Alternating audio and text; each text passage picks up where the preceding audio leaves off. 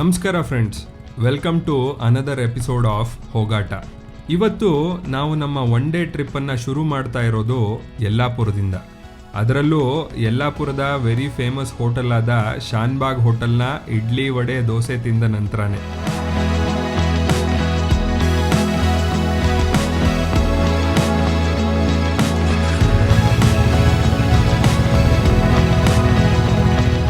Travel ಅಂದರೆ ಅದು ಕೇವಲ ಒಂದು ಜಾಗದಿಂದ ಇನ್ನೊಂದು ಜಾಗಕ್ಕೆ ಹೋಗೋದು ಮಾತ್ರ ಅಲ್ಲ. 2 ಡೆಸ್ಟಿನೇಷನ್ಸ್ಗಳ ಮಧ್ಯೆ ಇರೋ ಹಾದಿಲಿ ನಿಂತು ಸುತ್ತಾಡಿ ನೋಡಿದ್ರೆ ಹೋಗೋ ಜಾಗಕ್ಕಿಂತ ಹೋಗ್ತಾ ಇರೋ ದಾರಿನೇ ಇಷ್ಟ ಆಗ್ಬಿಡ್ಬೋದು. ಹಾಗೆ ಇವತ್ತು ನಾವು ಹೋಗ್ತಾ ಇರೋ ಜಾಗ ಯಲ್ಲಾಪುರದ ಮೋಸ್ಟ್ ಫೇಮಸ್ ಸಾತೋಡಿ ಫಾಲ್ಸ್. ಆದರೆ ಅಲ್ಲಿಗೆ ಹೋಗುವಾಗ ದಾರಿಲಿ ನಮಗೆ ಏನೆಲ್ಲ ಸಿಕ್ತು ಅಂತ ನೀವೇ ನೋಡಿ.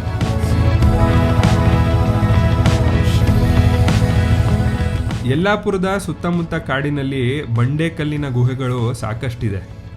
ಇಲ್ಲಿ ಕಾಣ್ತಿರೋ ಬಂಡೆಕಲ್ಲಿನ ವಿಶೇಷ ಏನು ಅಂದರೆ ಇದು ಸಾಕಷ್ಟು ಸಿನಿಮಾಗಳಲ್ಲಿ ಬಂದಿದೆ ಅಂತೆ. ನೀವು ಯಾವುದಾದ್ರೂ ಸಿನಿಮಾದಲ್ಲಿ ಈ ಲೊಕೇಶನ್ನ ನೋಡಿದರೆ ಕಮೆಂಟಲ್ಲಿ ತಿಳಿಸಿ.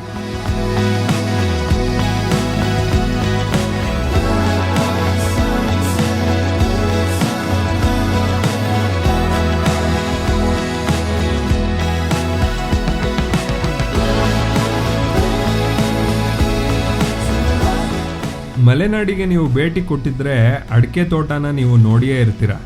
ಮನೆ ಮೇಲೆ ಬಿಸಿಲಿಗೆ ಅಡಿಕೆ ಒಣಗಿಸಿ ಸರಿಯಾದ ಟೈಮಲ್ಲಿ ಮಾರಿದ್ರೆ ಒಳ್ಳೆ ದುಡ್ಡು ಸಿಗುತ್ತೆ. ದಾರಿಲಿ ಹೋಗ್ತಾ ಇಲ್ಲೊಬ್ರು ಮನೆಗೆ ಭೇಟಿ ಕೊಟ್ಟು ನಿಮ್ಗೆಷ್ಟು ದುಡ್ಡು ಸಿಕ್ತು ಅಂತ ಕೇಳಿದ್ವಿ. ಅವರು ಟ್ರೇಡ್ ಸೀಕ್ರೆಟ್ ಬಿಟ್ಕೊಡ್ಲಿಲ್ಲ. ಅಡಿಕೆಗೆ ಹೋದ ಮಾನ ಆನೆ ಕೊಟ್ಟರು ಬರಲ್ಲ ಅನ್ನೋ ಕನ್ನಡದ ಗಾದೆ ಮಾತು ನೆನಪಾಗಿ ನಾವು ತುಂಬ ಫೋರ್ಸ್ ಮಾಡಿ ಕೇಳಲಿಲ್ಲ.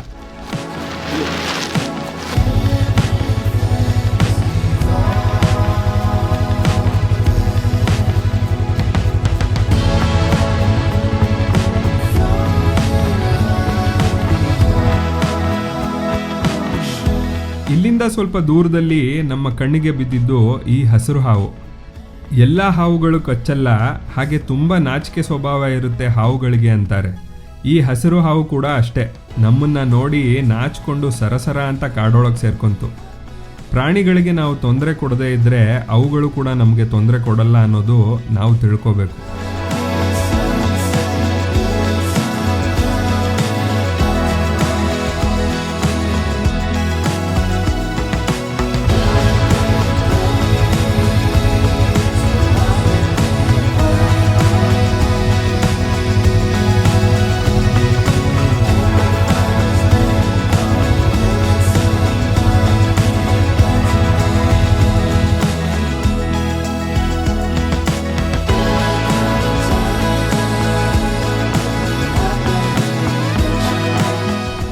ಸಾತೋಡಿ ವಾಟರ್ ಫಾಲ್ಸ್ಗಿಂತ ಮುಂಚೆ ನಮಗೆ ಸಿಗೋದು ಸಾತೋಡಿ ಬ್ಯಾಕ್ ವಾಟರ್ಸ್. ಇದನ್ನು ಕೊಡಸಳ್ಳಿ ರಿಸರ್ವಾಯರ್ ಅಂತ ಕೂಡ ಕರೀತಾರೆ. ಹೆಚ್ಚಾಗಿ ಇಲ್ಲಿ ವಾಟರ್ ಸ್ಪೋರ್ಟ್ಸ್ ಇಲ್ಲದೆ ಇದ್ದರೂ ಚಿಕ್ಕ ತೆಪ್ಪಗಳು ಇಲ್ಲಿದೆ. ದೂರದಿಂದ ನೋಡೋರಿಗೆ ತೆಪ್ಪದಲ್ಲಿ ಹೋಗೋದು ಮಜಾ ಅನ್ನಿಸ್ಬಹುದು. ಆದರೆ ನೀವು ಒಂದು ರೈಡ್ ಹೋದ್ಮೇಲೆ ಗೊತ್ತಾಗೋದು ತೆಪ್ಪ ನಡೆಸೋದು ಎಷ್ಟು ಕಷ್ಟ ಅಂತ. ತೆಪ್ಪದಲ್ಲಿ ಫ್ರೀಯಾಗಿ ರೈಡ್ ಕರ್ಕೊಂಡು ಹೋಗಿದ್ದಕ್ಕೆ ಇವರಿಗೆ ಥ್ಯಾಂಕ್ಸ್ ಹೇಳಿ ಸಾತೋಡಿ ಫಾಲ್ಸ್ ಕಡೆಗೆ ಹೊರಟ್ವಿ.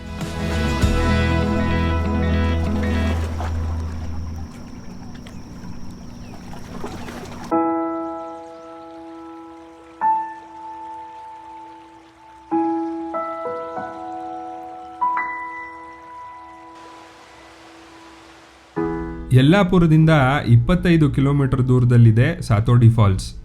ಮಳೆಗಾಲ ಹಾಗೂ ಚಳಿಗಾಲದಲ್ಲಿ ಈ ವಾಟರ್ ಫಾಲ್ಸ್ನ ನೋಡೋರೆ ಪುಣ್ಯವಂತರು. ಸಾತೋಡಿ ಫಾಲ್ಸ್ ಪ್ರಕೃತಿಯ ಒಂದು ಅದ್ಭುತವಾದ ಸೃಷ್ಟಿ ಅಂತಾನೆ ಹೇಳ್ಬೋದು.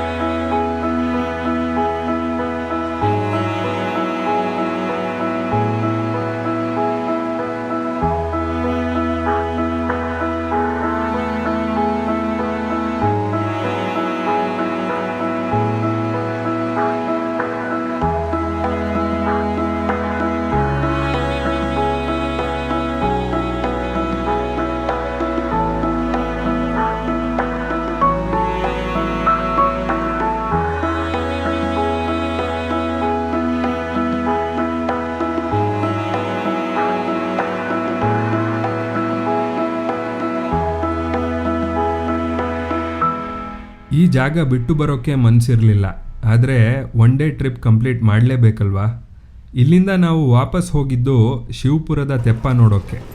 ಇದು ಸಾತೋಡಿಯಿಂದ 5 ಕಿಲೋಮೀಟರ್, ಹಾಗೆ ಯಲ್ಲಾಪುರದಿಂದ 20 ಕಿಲೋಮೀಟರ್ ದೂರದಲ್ಲಿದೆ. ಕೊಡಸಳ್ಳಿ ವಾಟರ್ ಡ್ಯಾಮ್ ಕಟ್ಟಿದ ಮೇಲೆ ಶಿವಪುರ ಮತ್ತು ಸುತ್ತಮುತ್ತ ಇರೋ ಹಳ್ಳಿಯವರಿಗೆ ನೀರನ್ನು ದಾಟಿ ಯಲ್ಲಾಪುರದ ಕಡೆ ಬರೋಕ್ಕೆ ಬಹಳ ಕಷ್ಟ ಆಗಿ ಹೋಯಿತು. ಆಗ ಹಳ್ಳಿಯವರೆಲ್ಲ ಈ ದಡದಿಂದ ಆ ದಡ ಸೇರೋಕ್ಕೆ ಮಾಡಿಕೊಂಡಿದ್ದು ಈ ಥರದ DIY ತೆಪ್ಪ.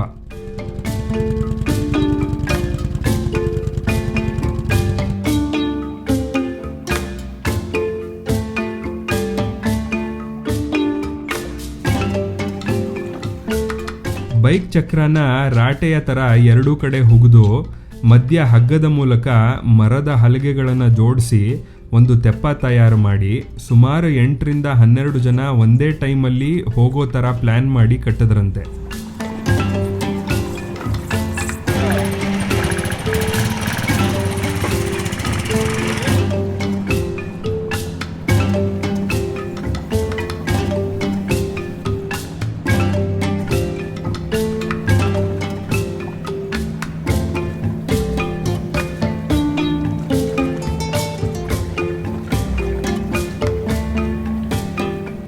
ಇದನ್ನು ಕೇಳಿದ ನಮಗೆ ಮನುಷ್ಯರು ಮನ್ಸು ಮಾಡಿದ್ರೆ ಏನು ಬೇಕಾದ್ರೂ ಮಾಡ್ಬೋದು ಅಂತಾರಲ್ಲ, ಆ ಥರದ ಒಂದು ಇನ್ಸ್ಪಿರೇಷನ್ ಈ ಹಳ್ಳಿಯವರಿಂದ ನಾವು ಕಲಿಬಹುದು.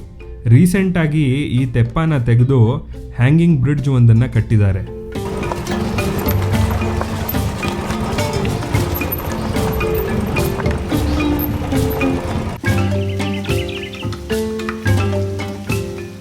ಸಂಜೆ ಆಗ್ತಾ ಮಧ್ಯಾಹ್ನದ ಬಿಸಿಲು ಹೋಗಿ ಮಂಜು ಶುರುವಾಗಿ ಚಳಿ ಆಗ್ತಾ ಇತ್ತು. ಆದರೂ ಹತ್ತಿರದಲ್ಲೇ ಒಂದು ವಾಟರ್ ಫಾಲ್ಸ್ ಇದೆ ಅಂತ ಕೇಳಿ ನೋಡೇ ಬಿಡೋಣ ಅಂತ ಹೊರಟ್ವಿ. ಇದು ಕುಂಬ್ರಾಳ್ ಫಾಲ್ಸ್ ಅಂತ. ಶಿವಪುರ ಹ್ಯಾಂಗಿಂಗ್ ಬ್ರಿಡ್ಜಿಂದ 1 ಕಿಲೋಮೀಟರ್ ದೂರದಲ್ಲಿ ಇದೆ.